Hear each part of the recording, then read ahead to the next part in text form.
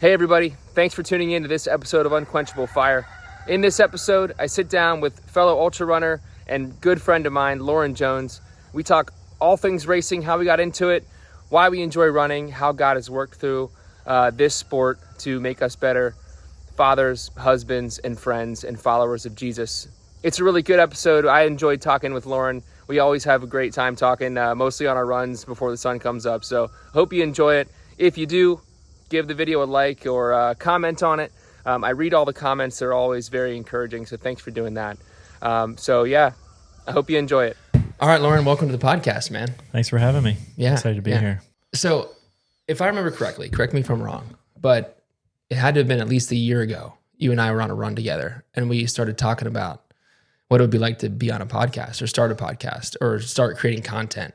Mm-hmm. Did I have that right? Yeah, I think it was, I would say it was around a year ago. I think we were shooting bows actually. I don't know if we were running. We were out here shooting archery. That's right. And we started talking about some of the podcasts and YouTube channels that we saw, and we thought, talking about how cool it'd be to do that as well. I think we were talking Cam Hanes because we were bow hunting, obviously. Yeah. And I was just getting into bow hunting, but also Cam Hanes stuff, like reading his book and David Goggins, his book. I was kind of at the peak of that whole era of like doing hard things, listening to people stories about doing hard things or running races, ultras, rucks, all that stuff. Mm-hmm. And it kind of, I was just thinking back like, hey, here we are a year later. Yeah. Yeah. That's pretty cool. It. Yeah. I think I was right around that phase too, where I started really getting into Cam Hanes, and I started getting into archery then too. So kind of weird how we both were kind of on the same path at the same time. Yeah. So we going to get a deer this year? With my bow? I don't know. I didn't get one last year. I shot 2 doe last year, was with a rifle. So okay. It still counts. Yeah. Not as cool. No. Not as cool. No. Where I want to start is why the heck do we do these things that we do? Like, where does that come from? Yeah. And how did it start for you? Yeah. So I think for me, I was always that kid that, like, I remember we would be with our friends and we would decide to go walk somewhere, bike somewhere. And I was always that kid. I actually would lie and be like, hey, no, I think I know the way back, knowing that it's going to take way longer if we go my way. So I don't know why. I always just like wanted to do more, had something inside me where like doing the minimum or like the average thing just didn't, like, it's not what I wanted to do. And as an adult, I took a bunch of years off. I don't know, something clicked, and one day I just wanted to start getting into stuff. So. Yeah. You didn't play a lot of organized sports when you were a kid? I played soccer. I played like from 12 to 18 soccer, but was homeschooled. So we played, I played for AYSO, which was like a rec team type soccer league. But most of what I did was skateboarding. Like I skateboarded for like 12 or 13 years by myself out on my patio, like rolling around town all by myself all the time. So I think that's why I like to run by myself in the mornings is I used to spend a lot of time by myself. Yeah. You're a loner. Yeah. But I also like to be with people. So You're not the weird guy, loner. No. Yeah. That's cool. Yeah. Athletics was a big part of my growing up. I was in 3 sports all year round and finally decided to focus on football. Went to college, played football. And after football was over, I was at peace with that part of my life. Mm-hmm.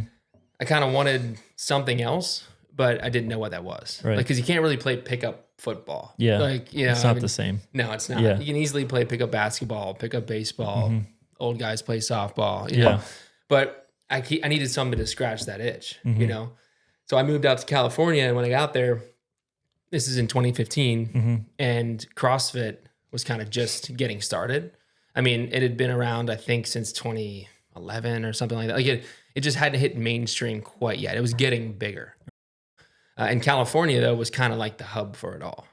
So where I was at in the Bay Area, I think it started around San Jose, a little bit south of San Jose. And I was in San Francisco, so just a lot of people. There was a ton of CrossFit gyms around that area. So I got into CrossFit, and I was like, that kept that competitive edge that I wanted, you know? And it was fun. And then I met a guy shout out Nate, who was at the gym and he started doing go rucks. And that's where I went from just like seeing it as going to the gym and getting stronger and competing a little bit within my gym to go rucks. If are you familiar with the go rucks? I just now came across, I knew Go Ruck as a company, but I didn't know they had like competitions until you were talking about it a couple nights ago. I don't know when they started doing that, but it started to get popular around the same time, 2015, 20 and beyond. And for those not familiar, you basically, they sell rucksacks that are kind of like military grade. The company's, founded by a bunch of ex-military guys. And you basically fill it up with a bunch of weight and you go to this event. You can do a 6-hour event, a 12-hour event, or a 24-hour event. And then these cadre, these military guys, current and ex-military guys, just kick the crap out of you for that amount of time. Yeah. And so he got me into that because he had done like 15 of them. Oh, wow. And every time you get them, if you finish, you can bow out anytime you want. Not everybody completes them, especially the 24-hour ones because they really go hard at you. And you get a cool patch for the ruck and a handshake. And that's it. It's kind of like no frills. Yeah. You go there and willingly sign up to get the crap beat out of you in the water, in the sand. I think for the San Francisco one, we ended up doing around 50 miles through the night for 24 hours. So when I did that, I was like, this is cool. Like this is really hard, way outside my comfort zone. Never done anything like this. And from then on, I did a couple more of those, and I was like, this is sweet. And then I got into running after that. But yeah, the Go Ruck stuff was kind of that. I wouldn't call it extreme sport, but it was like the non-traditional kind of endurance event. Yeah. Something you don't hear about a lot. Like, I mean, even CrossFit, up until I feel like the last probably 5 or 6 years, CrossFit didn't feel as normal. Like now it's pretty normal. A lot of people do CrossFit. But yeah, that's cool. I've actually been looking into those just because they just happened. I don't know if you knew that. They just had like a 24-hour Go Ruck. They did the selection. Yeah, that's what it was. The selection. That one's 48 hours, I think. Okay. And they do that once a year. And that's supposed to be the hardest event they offer. Okay. Yeah. There's like 2 guys left or something that finished. Yeah. Yeah. And a bunch of like 30-some people. Yeah. 30-some people do it. So actually looking at that takes me back to like my goal after graduating was to go to the military, and I wanted to go into like special forces or something. And I was like, part of it was you see all the videos of like the Navy SEALs rolling around on the beach, and I'm sure there's no comparison to 48 hours or 24 hours compared to what, SEAL training is like. But it was kind of like watching that stuff. I was like, well, this might be something to look into, Yeah. Like so, companies like that are cool because they kind of commercialize, give the normies like us a chance to experience something, just a little slice of that. Yeah. I have friends in the military and guys that, when I was doing those, they're like, you pay to go do that? Like, dude, you can go get paid to do that in the military. I was like, I don't want all that, but I'd like to experience it for 48 hours or 24 hours. So that was kind of the jump into that extreme endurance event kind of avenue. For me, it was when I met my wife. She was the runner. Okay. And I hadn't run more than, 5 miles in my whole life at one time. When we met, and as the story goes, she says we only ran like 2 or 3 miles on our first date, basically. It was more like 5 or 6. Yeah. Really, and it was tough because I was trying to keep up. I was trying to impress, trying to be like, oh, yeah, I can keep up with her. Yeah. At the time, she was running, I think, a half marathon a month. Like, and she was all over the Bay Area competing, like placing, getting medals and stuff. She's super fast. Yeah, still is. And still is.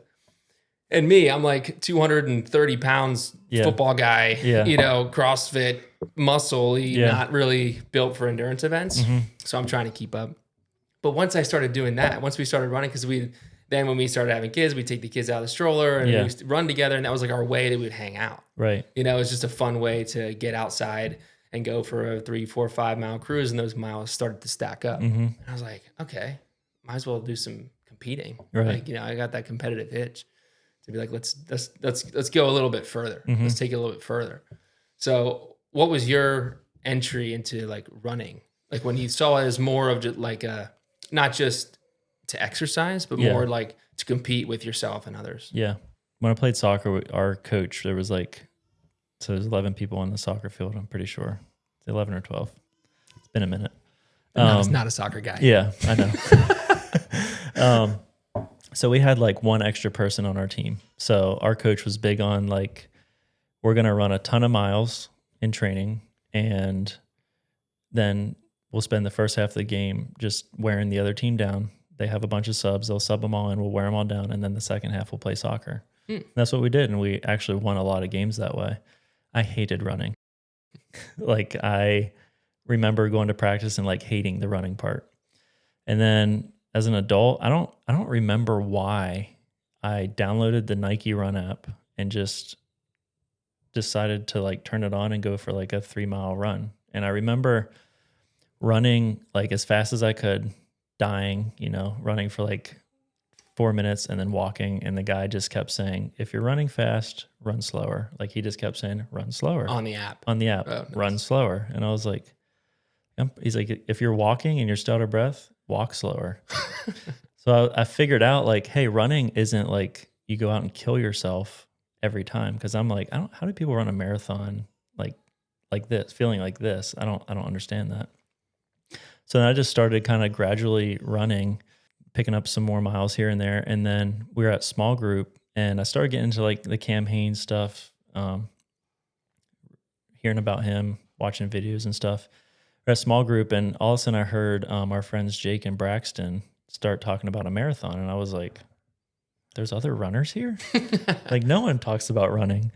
So I found out Braxton was training for a half marathon and Jake was helping him. And so I decided to train for a 5K, which looked like most of my runs were like 4 or 5 and 6 miles. Kind of weird for training for a 5K, but so ran a, I think it was a 5K. Yeah, it was a 5K.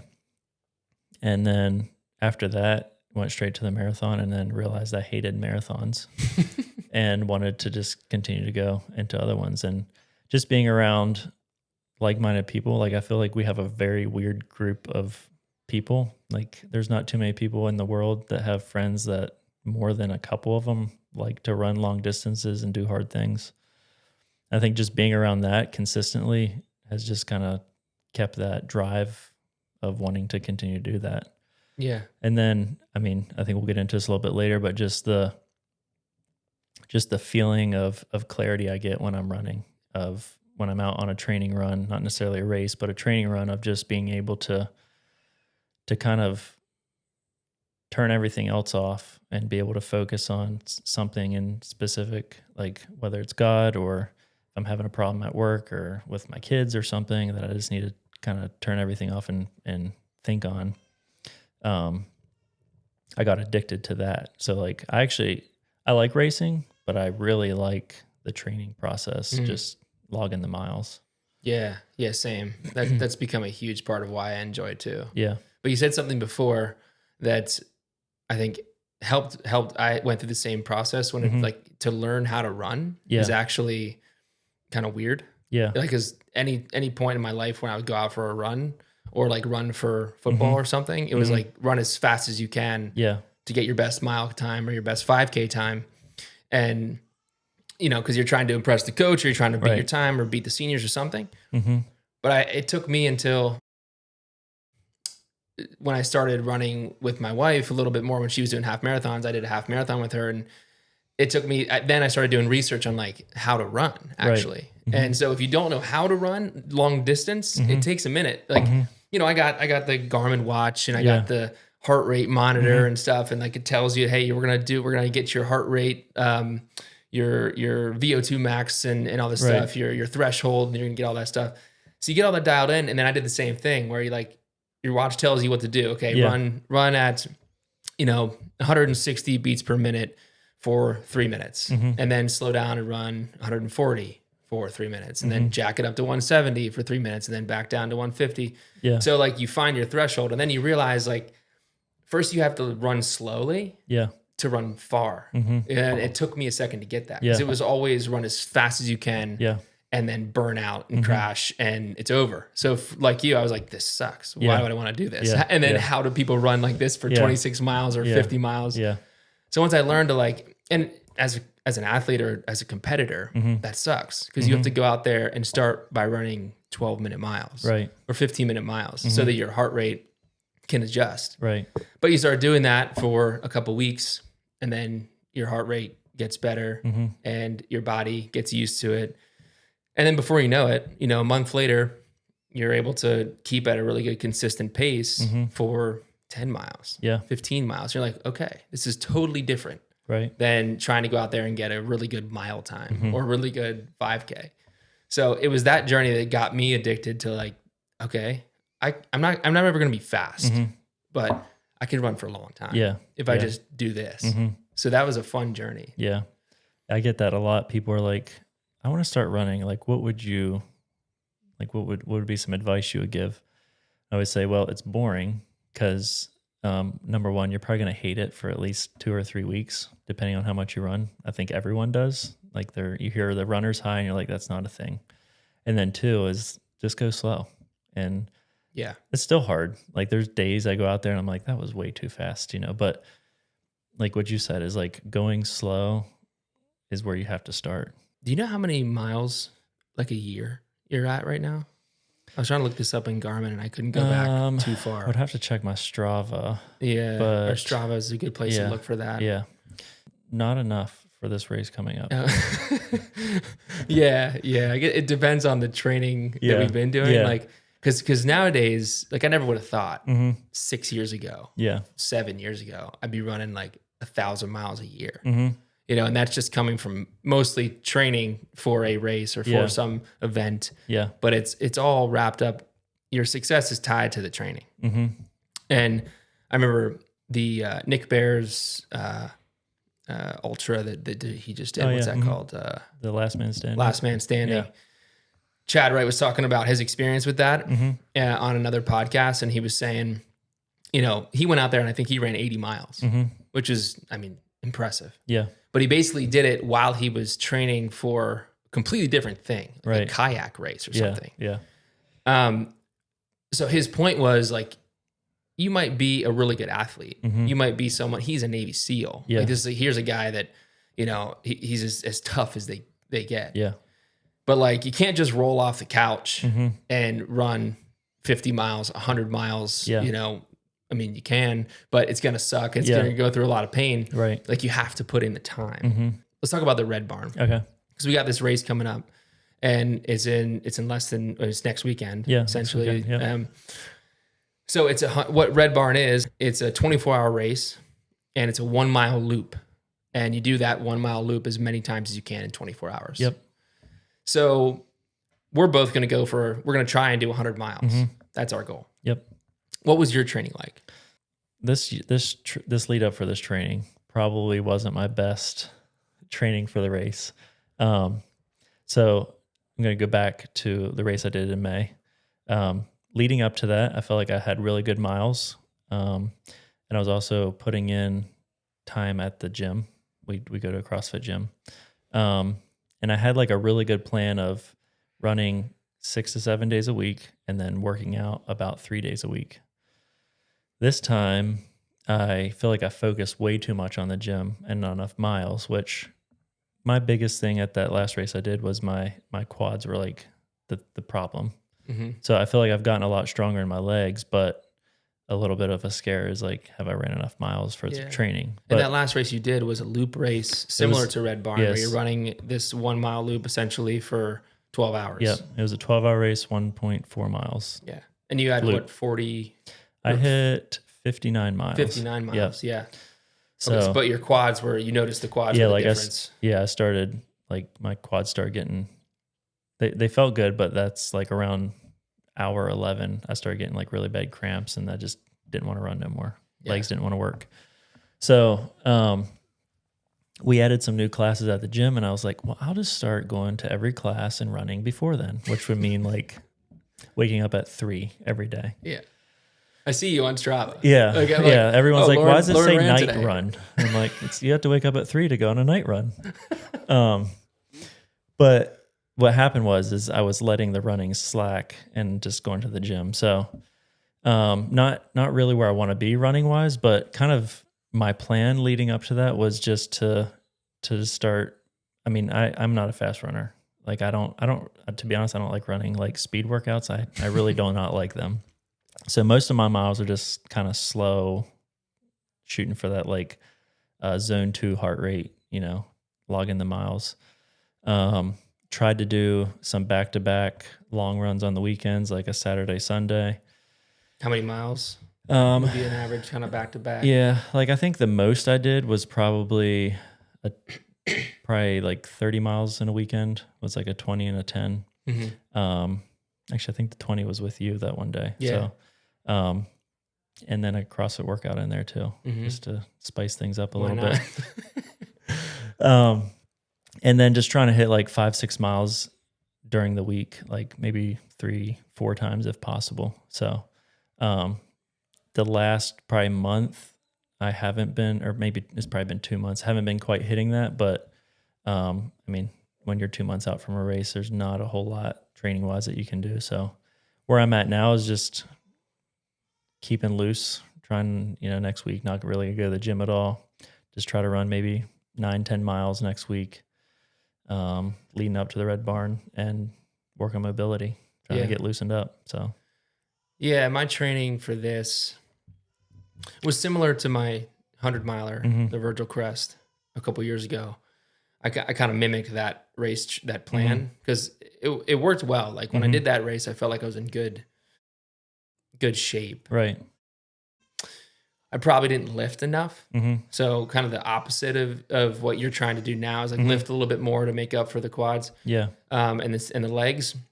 That race had 30,000 feet of elevation. Yeah, that one's crazy. That was an insane race. I do want to talk about that at some point, just because of the cool stuff that happened during that race. But I kind of mimicked that training plan, which was mostly, like you said, back-to-back long runs, because I think that's where you get a lot out of the training. To me, I'll start on Monday. I'll do 5 miles on a Monday, 7 miles Tuesday, 5 miles on a Wednesday. Take Thursday off or lift on Thursday. Maybe do a double, like a night lift on Monday as well, and then Friday, Saturday are kind of the big runs. They'll do like a 10 miler and a 18 miler. Like those 2 back-to-back days are when you really grow to me. Like that's when and more mentally too. Like I'm like, the last thing I want to do sometimes is like run 12 miles, then run another 12 the next day. I run 18, then run 25 the next day. Yeah. So it really sharpens the mind. And you suffer through those. That really pays off in these long races. Yeah. I heard one time, actually, I think it was when I was training for my marathon, they said anything over 3 hours in a training run doesn't really do anything for you, except for, I feel like, unless you're running an ultra, it's time on feet. Yeah. Because that's like the biggest thing, like, because you're not going to be redlining. Well, you shouldn't be redlining the whole time during your ultra. So we'll see. Yeah, the time on feet is, I think, the key. One of the major keys to ultra running to me. Yeah. Because your feet just, like, literally the tendons and the muscles in your feet just get completely wrecked. Yeah. No matter what. Yeah. So it's kind of like, how long can you keep that at bay? Because your body, your muscles, your mind, after running for 20 hours, 30 hours, and beyond that, you're going to be wrecked. Yeah. So it's kind of like, can you keep that at bay long enough to make it to the end? Yeah. And time on feet is a great way to train for that. I mean, just a couple weeks ago, we did that night run with the guys, and we all, like, we went for a run before that. We did almost a half marathon before that. We all met at 9 p.m., did a half marathon, and then met the other guys, threw on our rucksacks, put 30, 40, 50 pounds in there, and then, hiked on the Appalachian Trail for, I think it was 5 hours. 5 hours. Yeah. So that whole night. And then ran 7 miles back. Yeah, then 6 ran miles 7 back. I forget how many miles, almost 30. It was like 20, 27 or 28 miles total, and then jumped in the Cold Spring. Yeah. Just to top it off, right before the sun was coming up, it's at 5 a.m. or whatever. So that kind of stuff, though, they're like doing the night runs, doing the back-to-back long runs. I never would have done that in my previous training. I learned that was key from hey, when I'm 30 hours into a 100-miler, like, how do you train for that? You know, when you're just completely exhausted and it's time on feet, back-to-back long runs. I think something, because I love training, but I not the best at it. Consistency has always been a problem with pretty much everything ever since I was a kid.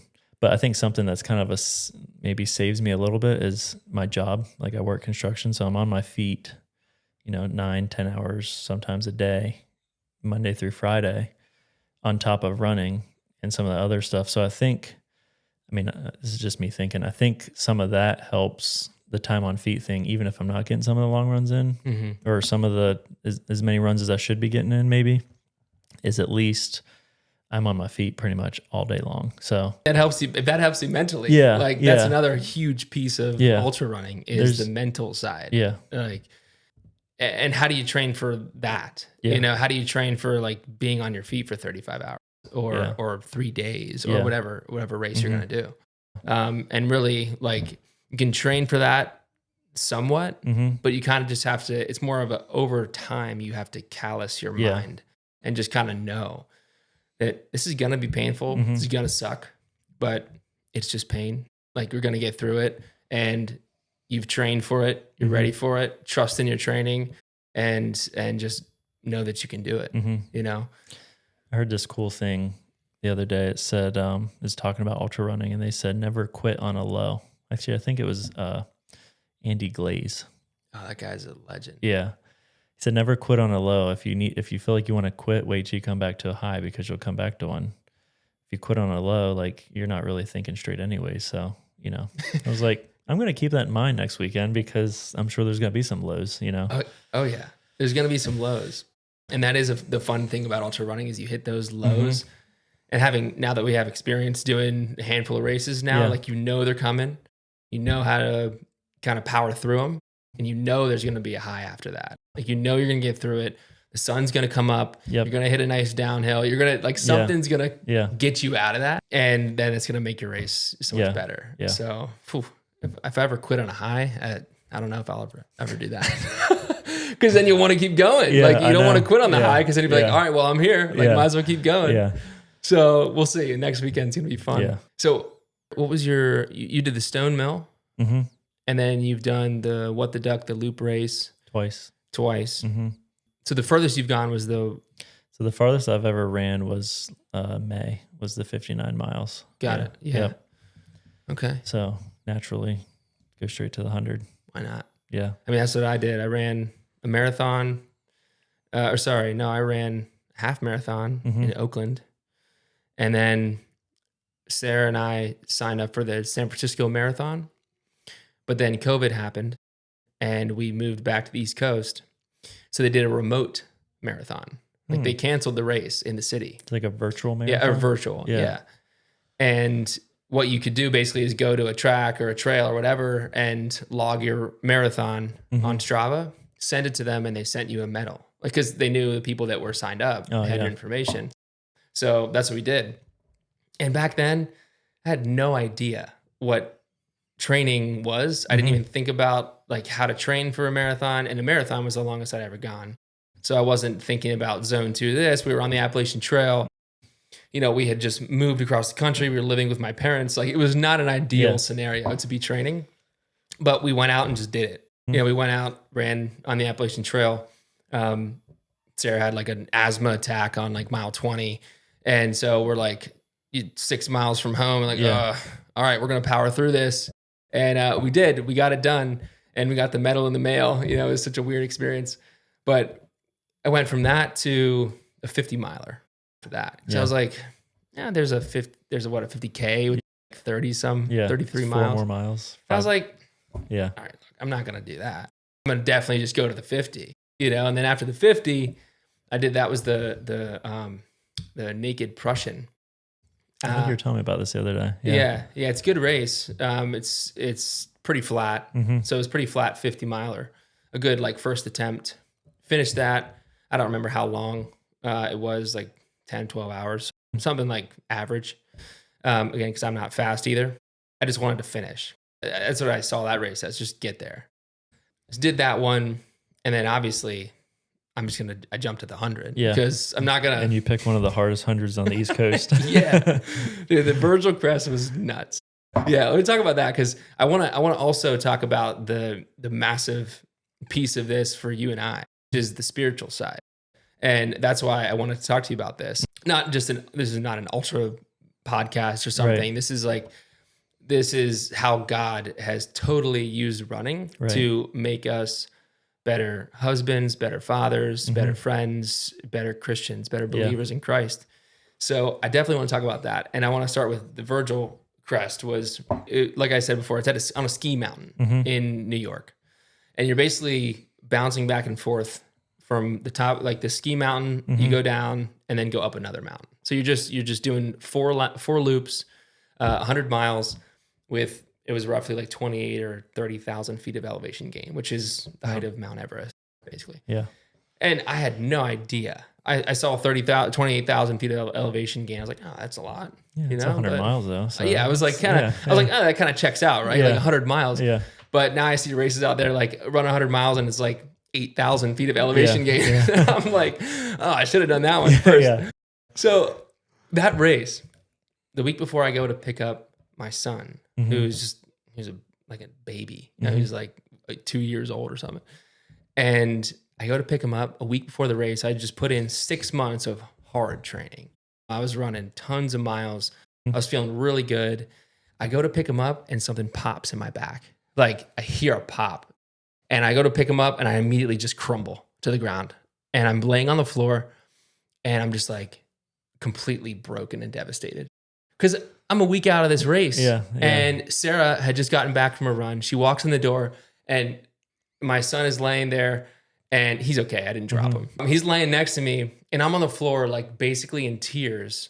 Like it's over. Yeah. There's no way in a week I can recover from this because I couldn't even like sit up. I couldn't get up, couldn't sit up.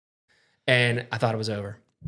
Devastated. I talked to Sarah. We're like, what do we do? Do we cancel the race? We had tons of people coming. My parents were going to crew. We had friends coming to help pace. It was a big ordeal. I was like, all right, get it together. Let's go find a chiropractor. So I go to a chiropractor every single day that week. And this guy was awesome because I told him what was happening. He like popped my back into place kind of, but it was still really sore because the muscles were really sore and everything was really tight. But he was like, look, come in early before I open and I'll help you out. I'll get you ready. And so like, that was a blessing. And at this time, like in my walk with Jesus, he was like there, like, but I hadn't fully like committed myself to him. Like it was kind of still, my priorities were a little bit off, I wasn't making him the priority of my life. But as I was running, spent 6 months training, like that's when me and God were talking, and that's when he was working in my heart. And so at that moment, I just prayed and I was like, God, please just get me to the starting line. So the end of that week comes, I don't feel great. I feel like 75%, but we get there and it was so powerful. There was a friend of ours who was also running the race who I didn't know, but it was a mutual friend, Danny. Oh yeah. Friends with Jake and Becky. She was running the race. She ended up staying with us the night before and my mom and dad were there and just my mother-in-law was there. So there's a lot of family there. And we just, that night before, we sat around the table, went over the race strategy, got all that stuff done. And then we just prayed. Like we just had a quiet moment and prayed. And looking back, it was kind of uncomfortable in the moment, but we just kind of all went around the circle and just prayed together. That's pretty cool. It was so cool. Would that have happened if I wasn't in that mindset of like, God, this race is yours now. I felt like he was humbling me and saying like, hey, this is your body, but like, it's actually mine. Just a little reminder there. Yeah, it was a little reminder. Yeah. It was like, hey, you can train for 6 months. You can feel good, but this one little thing just catches you off guard. Like, what are you going to do now? And I totally had to trust him. And at that time, I had not thrown him in the forefront of that race. So we get there and we're praying around. And it was really emotional. And I remember getting to the starting line and it was really early in the morning, still dark. Race gun goes off. We start climbing up this friggin' ski slope, straight up the ski slope. And I'm like, God, the next 24, 30, whatever hours. I don't know how long it's going to take me, but this is your race. And that was the first time I like handed over running to God. Yeah. And it was just, I didn't feel my back that entire race. That's crazy. It was insane. It was like a miraculous thing because a week before, 5 days before that, I couldn't even walk. I couldn't get up. Couldn't get out of bed. And you drive there. How far is like what, 3 hours? Yeah. Which is crazy that you don't feel it because you're sitting in a car. Yeah. Yeah. And so I just felt completely loose. And I mean, obviously by the end of that race, it was 35 hours later, finished that race with 45 minutes to spare. Yeah. So I beat the cutoff by 45 minutes. But there was just no way that I would have survived that race if God hadn't been at the forefront. And 35 hours of pain and suffering, but a lot of talking to God. And that was like the first time that I had intertwined that kind of mentality with running. It was powerful. Yeah, so that kind of catapulted this like, oh wait, there's way more to running than just hitting some goal.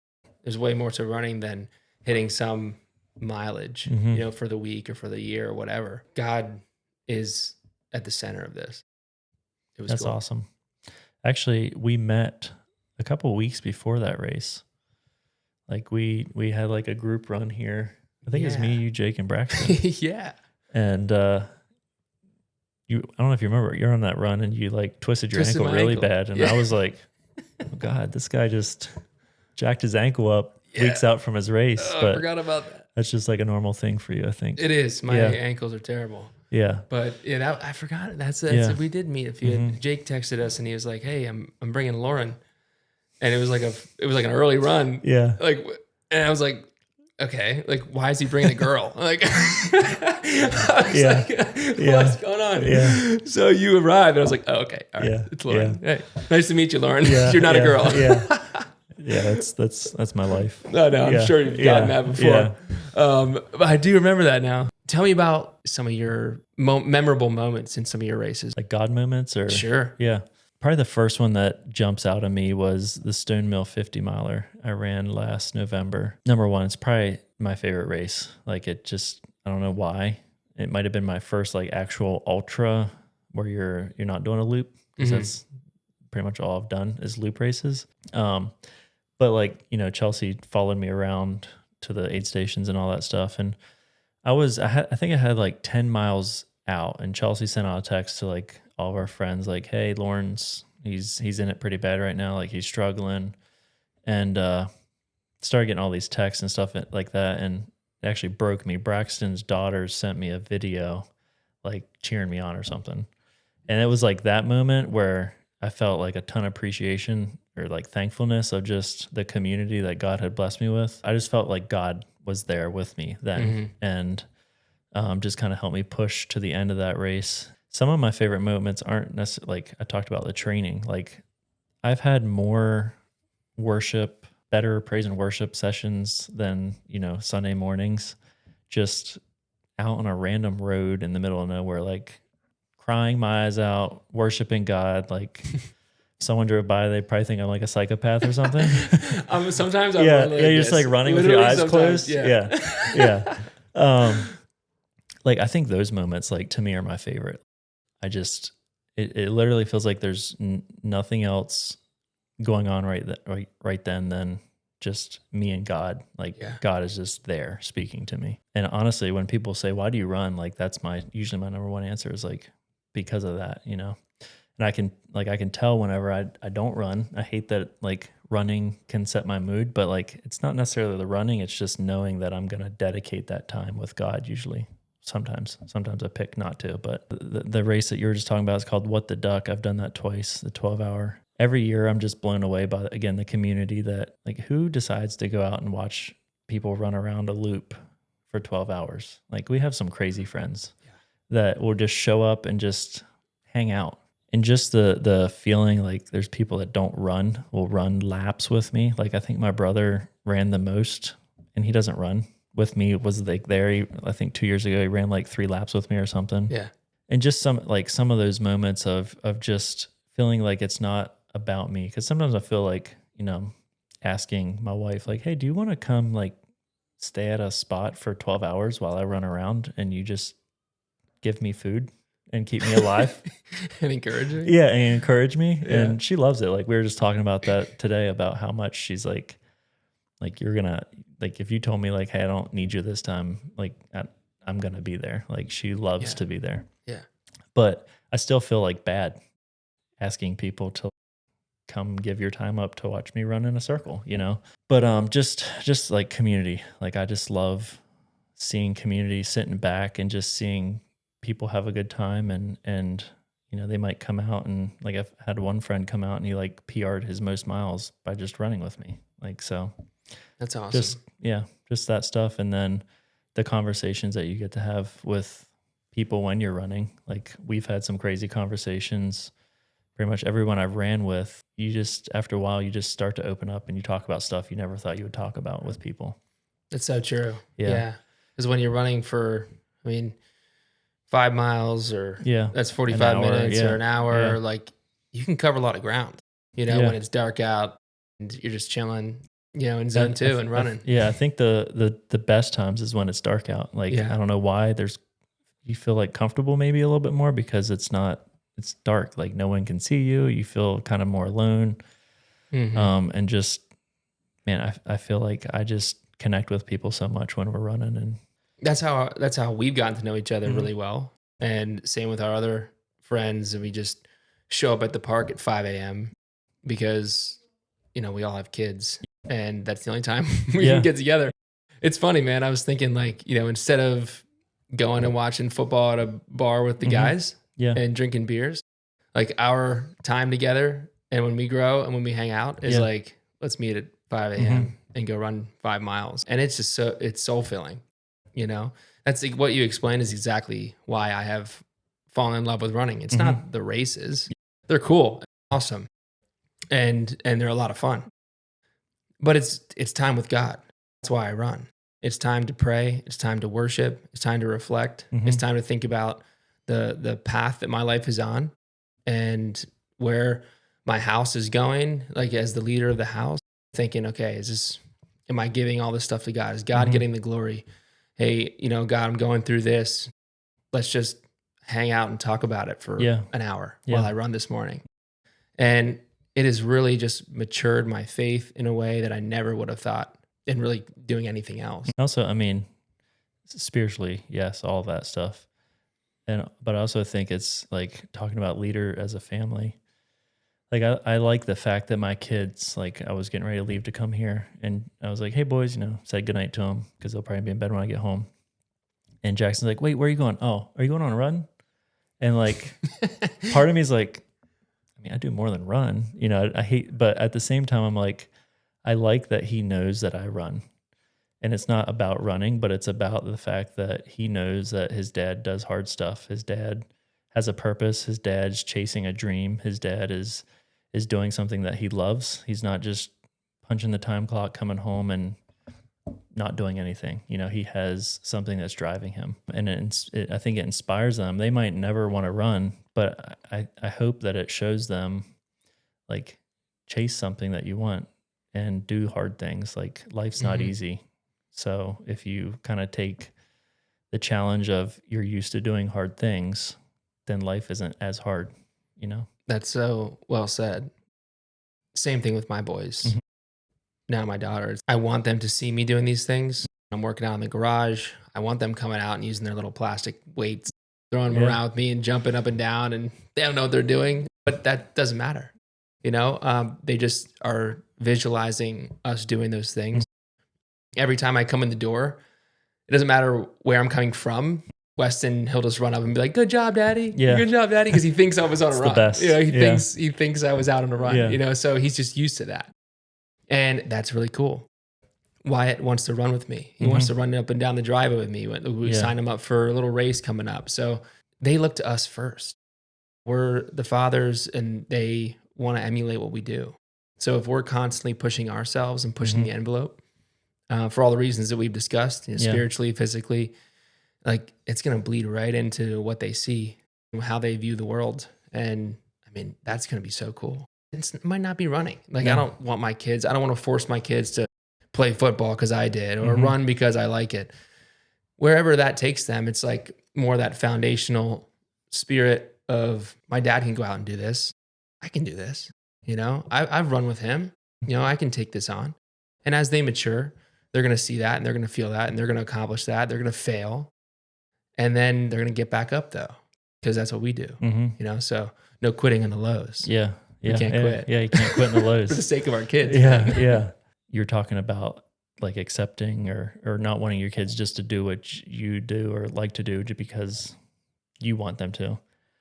My dad was probably someone I look up to a lot about that, because I don't know what he thought about skateboarding, but how we looked, dressed, what we liked to do, the kids that we brought around. As a parent now, I would be like, no, there's no way.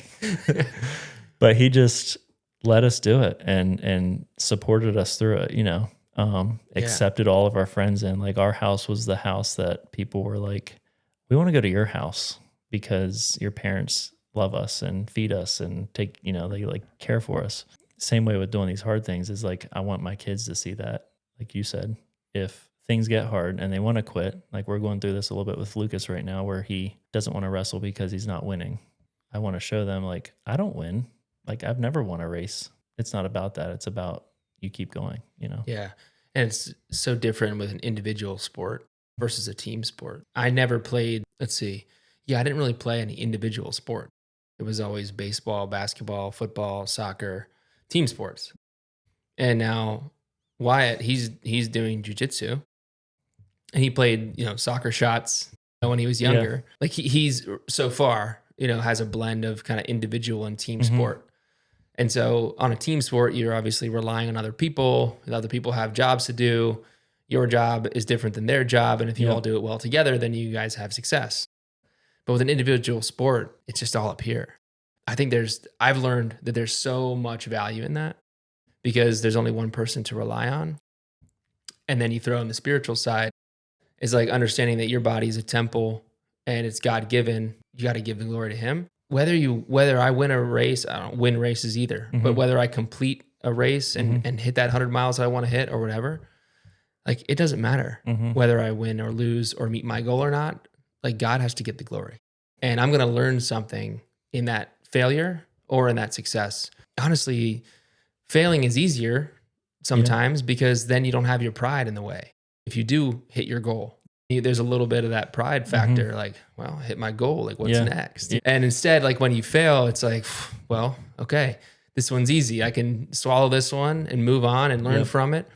But when you win, it's kind of, you have to put your pride aside, and that's a little harder to do. What kind of race do you enjoy the most? Like, you've done some loop races. Yeah. I don't know. That's a hard one to answer, because I would say probably like the traditional ultra, where you're either point to point or a big loop, where there's, like the aid stations and all that set up in mountains, like up in the mountains. I don't know why. I mean, I love the mountains, but there's just something about that makes me happy. I've done more loop races, I think, because they seem to be around here. I don't know why. And they're probably a little bit easier to train for, because most of them are fairly flat. There's not a whole lot of elevation. So running low on time, you can just run out your door, get a quick 5 miles in and come back. I don't have to drive to a mountain, try to get elevation, spend a lot of time doing that. So I would say like the traditional ones are my favorite. Yeah, same. I kind of, this Red Barn will be my first real loop race. And I've helped pace the What the Duck a couple times and experienced that a little bit. Honestly, I kind of hated it. Yeah. So this Red Barn will be interesting because it's going to be like one of those things that, it sucks and it's going to suck going into it. So that's like kind of my biggest challenge going into it. I do like I love being outdoors on the trail. Yeah. Like trail runs, there's nothing better. No, they're really hard to beat a good trail run. We believe in God, and being out on the trail and just seeing the beauty that he's created, going up a mountain, through the trees, different kinds of trees, the trails along water. I mean, it is just, that's spiritual, and I love that. That's why I want my kids to get out and run, even if they don't love it, like just to be outside. Like, we grew up in the pre-phone era. Well, it was like kind of half of our childhood. Yeah. I think in high school, I had a flip phone, that NV2 where it went this way and this way. The best phone so far in the world was the NV. Oh, it was so good. Yeah. It was so good. And the T9 texting and all that. Yep. So we were pre-smartphone. So we still had an era of life where it's like, hey, just go outside. And my mom was like, go outside and then come home, for dinner at 5. Yeah. And then we were outside playing airsoft and paintball and riding skateboards and just like we would ride down the hill in front of my parents' house and set up trash cans and just beef into them on purpose. Just like who could beef the best. Yeah. It's just like that is the childhood that like I want for my kids. Where there's less screens, less phones, more outside time. So, and I know you focus on that too. Like that's a big part of how you grew up and what you've tried to do with your kids, your family. I think that's hugely important. Yeah, you were talking about being on the trails and God created obviously everything. I was doing that half marathon with John last weekend, and that was like our main focus is like, okay, when things start to get hard, let's just focus on how beautiful everything is around us. Like beautiful scenery, the weather was like perfect, 70 degrees, like misting, wasn't,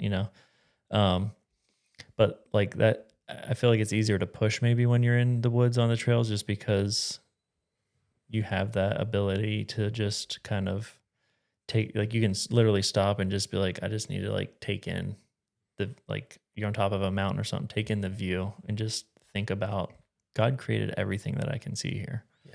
There's something special with that. Yeah. Yeah. It's so cool. I feel like more people need to run.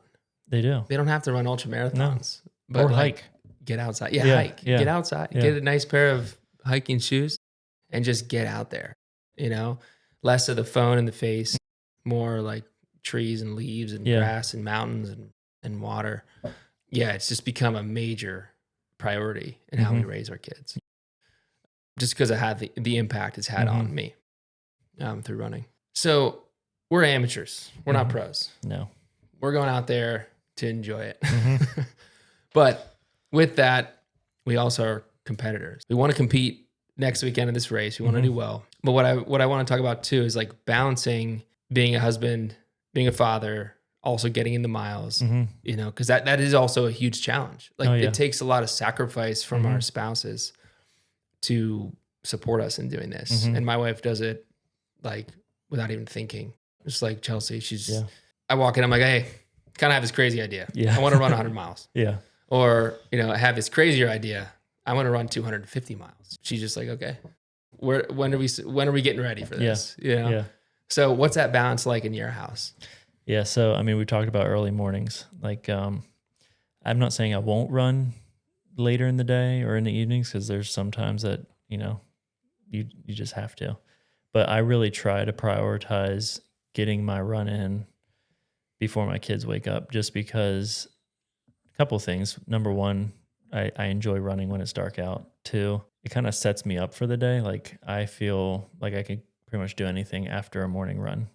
And then 3, like the biggest thing is just I'm not taking that time away from my family.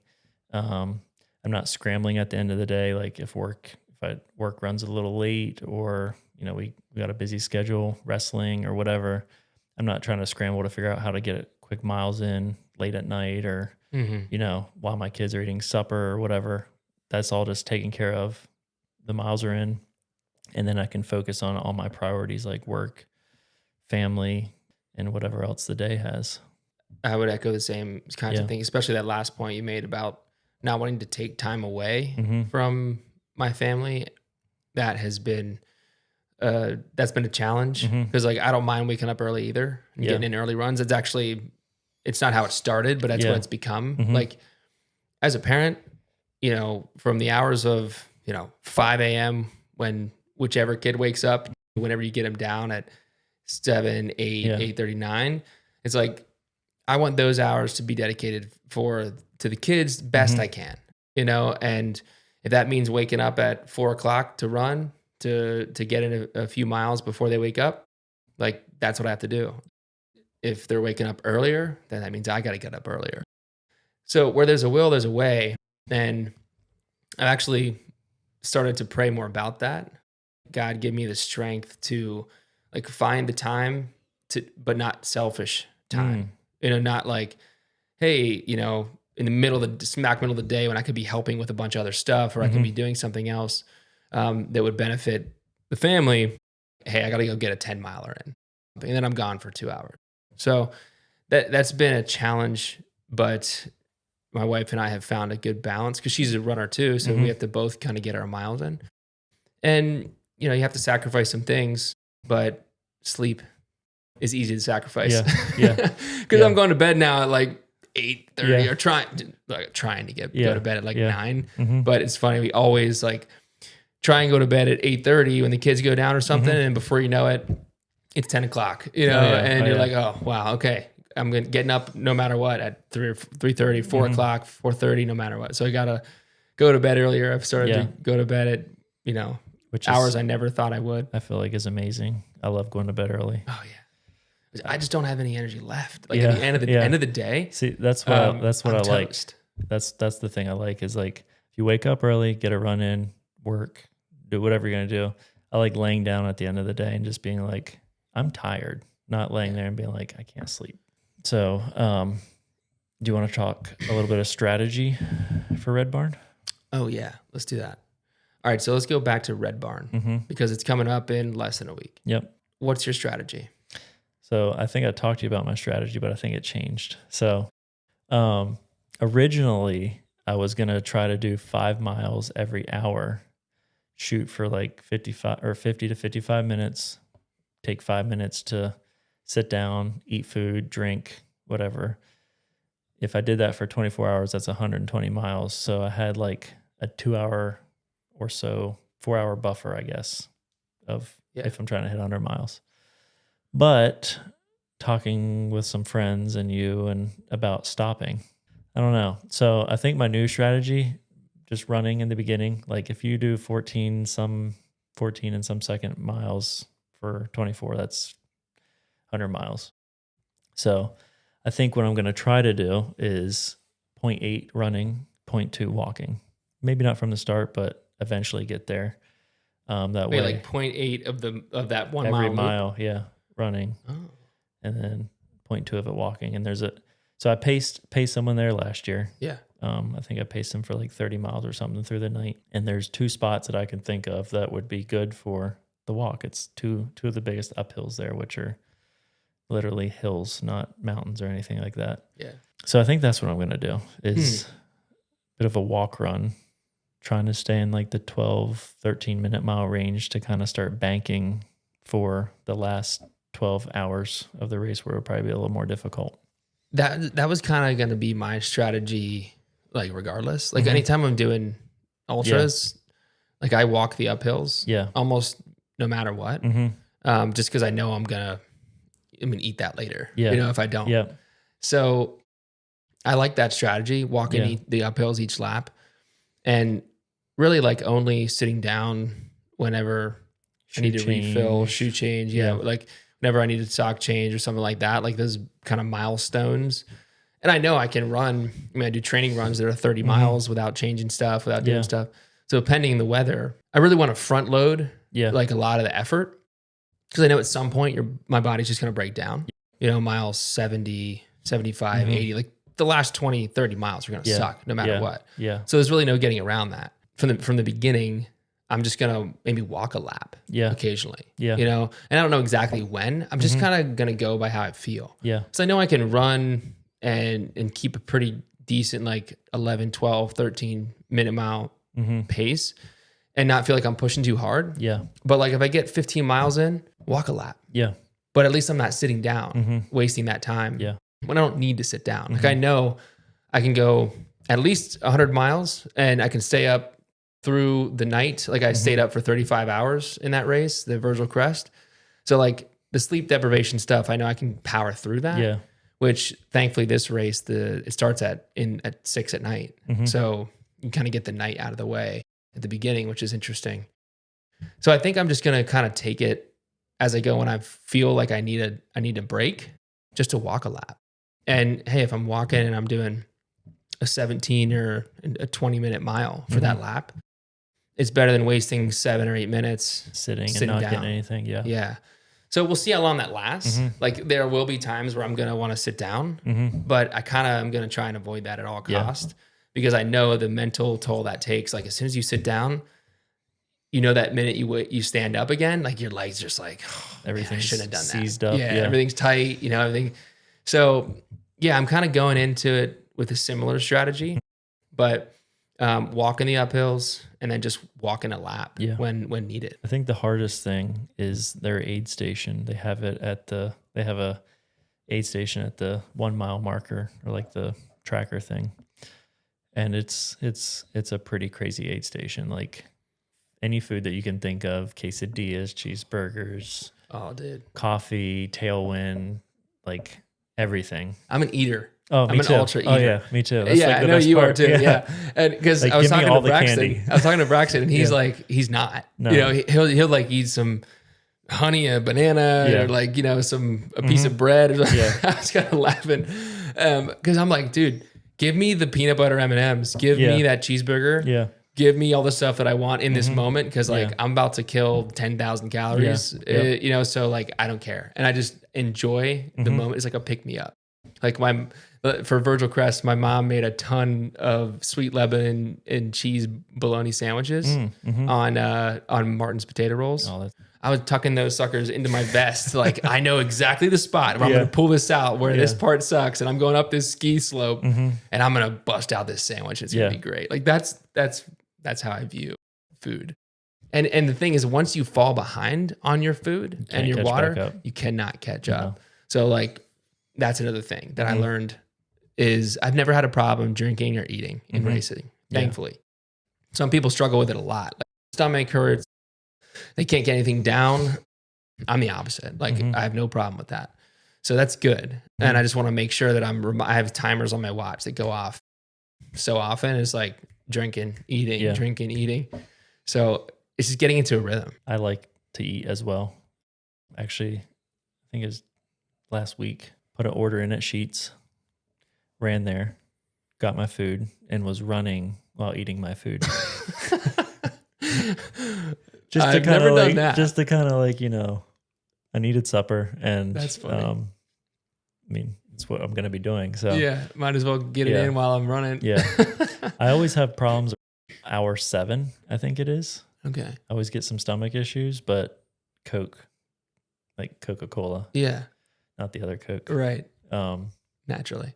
Helps really good. Like Interesting. It's like rocket fuel for me. I don't know why. You see all the pros are doing. They do it. They're slugging Coca-Cola by the liter, and then they're down in like double cheeseburgers from McDonald's. Yeah. And to the person that's not a runner or not an ultra athlete, they're looking at it like, what the heck are they doing? Like, shouldn't they be fueling themselves with like good stuff? It's like, dude, no. Your body's burning it so fast, it doesn't matter. You just need anything. Yeah. Anything. And like you need the high calorie stuff. And so I'm looking forward to that. Yeah. You know, cheeseburgers. That's what keeps you going. Sweet Lebanon cheese bologna sandwiches. Yeah. Let's finish off by talking about Cocodona. So I got into Cocodona for next year. Dude, I can't wait. And I still haven't let myself think about it too much because we have this race coming up. And because it's not until next May. So it's a long way away. Yeah. And I don't want to like psych myself up and then plateau and then whatever. But it's going to be insane. Like you're coming out. Jake Braxton's coming out. Obviously my whole family's coming out. This is in Arizona. So for those of you that don't know, Cocodona 250 is one of the most prominent 200 plus mile races now. And it's got a ton of fanfare. It's like become really popular, especially after last year. You had some really high profile athletes and runners get into this race, like Cam Hanes. They're all releasing these sweet films. And so it's become this really cool race. The guy that took the win last year, that was a Pennsylvania guy. Yeah. So, Dan Green. Yeah. Dan Green. Shout out Dan Green. Yeah. I got into that race actually, like, I'll tell you, I think I told you the story, but actually signing up for the race, like whoever signs up first gets in, which I don't know if they'll change that in the future, but because it's just because of this year, it's sold out in literally 1 minute. That's crazy. And so that's like, how many, do you know how many spots there are? I don't know, a few hundred. Yeah. Like 200 maybe. But anyway, so I forget what day it was. I think in April. It was like, okay, sign-ups open at 11 a.m. So I had decided, Sarah and I had talked about it. We're like, all right, we're going to do this. Because I thought I was maybe going to do it the year before. But God had other plans and took that off the table. And actually it was a blessing in disguise. But anyway, 11 o'clock comes around. I got my computer in front of me. I got like my credit card ready. I'm like, I'm ready to go. I'm signed into Ultra Sign Up. 11 o'clock strikes. And I'm logged in, get in there, click the button. And I'm going through, putting all my information in as fast as I can. Click submit. And the website bricks. Oh my God. Like the whole website bricks and it just goes blank. And I'm like, oh no, like I didn't get in. There's no way. Yeah. There's no way I got in. And so I'm afraid to refresh, but because I'm like, I don't know if it'll go through. So I refresh after like 2 minutes. It's 11:03 at this point, and I'm like, oh, it takes me back to the main page of Ultra Sign Up. And I'm like, no, there's no way I got in. So I go in and I sign, kind of down. I go in to sign up again and I put all my information again and I click submit and it says waitlisted. And I was like, no way. Like I missed it. No way. So I'm complaining. Yeah. Then at 11:06, I get an email, confirmation email. Like, welcome to Cocodona 250. And I was like, no way. That's I got awesome. in. There's no way. Yeah. So I go to that and sure enough, I'm in there, and I guess it went through that first time. That's awesome. But then I checked like a half hour later. Mm-hmm. It was way sold out, completely sold out, and there was like 500 people on the wait list in Holy like 30 cow. minutes. Like there was an insane amount of people on the wait list. That's crazy. So, for better or for worse, I'm in, and it's gonna be insane. I'm excited. Yeah, It's gonna be a wild ride. I don't know if what's I'm more scared of, the logistics and getting my family out there. Yeah. And like managing, having my family manage all the children, and because it's point to point. I got the Airbnb for the start. We're going to drive out. My parents are going to drive out our Tahoe, and that's going to be the crew vehicle. And you, Jake Braxton, are flying out. Going to meet us there. You guys are the crew. And then I rented one of those, it's like a Class B, kind of those van things that people camp in. Mm-hmm. Rented one of those, and that's going to be like the family, the family house. Yeah. Like that's going to follow the crew vehicle along, because you can't have multiple vehicles within the aid station. Right. So like they're just going to follow along behind, and the kids are going to crash in there whenever. And it's going to be chaotic. Yeah. And my mom's coming out to help, my sister maybe. So there's like, it's going to be a full family affair. The logistics are kind of insane, which is partially why I haven't thought about it much. Yeah. Because I don't want to get overwhelmed like before Red Barn coming up. Just want to enjoy this, do this race, and then dive in head first to Cocodona. How crazy though for your kids, like to think back. Like I would have loved to just like, we're living in a van for like how many days, following dad through the mountains of That's going to be the Arizona, part they love the most. It's probably just like living in the van. Yeah. Like they're going to be, if I know Wyatt, he's going to be out there looking for rattlesnakes or something or whatever snakes are out there, and we're going to have to manage that. Yeah. Scorpions. He's like, are there scorpions in Arizona? I was like, yeah. And then here I am thinking like, shoot, I don't want to step on a snake. Like I don't be running 250 miles through Arizona. I got to watch out for snakes. Yeah. Like these You'd be calling Wyatt. Right. Get Wyatt. He'll just be like, I'll get that. So, Cocodona is going to be nuts. And so we're definitely going to sit down again and talk Cocodona strategy. I would love to get the guys on here and talk like when we have kind of a rough strategy in place, like, hey, what's that going to look like? Yeah. And I think I'm going to do a training plan kind of through this podcast for Cocodona stuff and ultra running. And like, I want to blend in what is such a important part of my life and my faith journey, which is running, to this podcast, to this high conviction kind of content that I want to put out there, and with family and friends and guys like you that just like, they love Jesus and they love doing hard things. Like Unquenchable Fire isn't just for faith. Like that's a kind of a perspective on life, like we've talked about, raising kids, being husbands, leading your house, running ultra marathons, or whatever you put your mind to, like do it with a fire that can't be put out, and I think that is going to be a cool part of this journey for the podcast, for content and stuff and videos and whatnot. Like I'd love to put that all together somehow. and just reach people in a way that is cool. Cause that's how God like really reached me was through running. It's just been a cool part of the journey. Yeah. Yeah. I'm excited. All right, man. Well, let's wrap this up. Appreciate you coming on. I appreciate a lot of fun. it. Yeah. And we're going to do it again. Yeah. Sounds good. Thanks. All right.